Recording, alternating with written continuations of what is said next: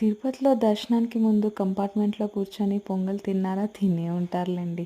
మూంగ్ దాల్ని బాగా రోస్ట్ చేసుకొని రైస్ కడిగి పెట్టుకోండి. ఇప్పుడు ఈ రెండింటిని బాగా రోస్ట్ చేసుకోండి. నేను ఈ ప్రాసెస్ మిస్ చేశాను, but please you guys don't miss it.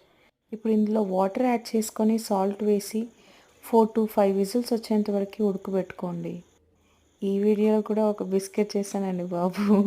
అదేంటో మీకు ముందు తెలుస్తుంది. ఇప్పుడు పోపు ఘీ అండ్ బటర్ వేసుకోండి. ఘీ అసలు పడమంటే పడట్లేదండి బాబు. ఇందులోకి ఇప్పుడు కావలసిన పదార్థాలన్నీ వేసుకోండి. జీరా, red chilli, green chilli, chopped ginger, curry leaves, hinge.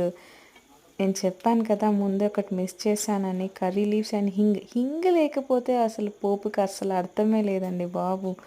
నాకు అసలు ఆ హింగ్ కావాలి. సో ఆ పోపులో అలాగే క్యాష్యూస్ కూడా యాడ్ చేసుకోండి. ఆ హింగ్ మిస్ అయినందుకే నేను 2 సార్లు పోపు వేసుకోవాల్సి వచ్చింది.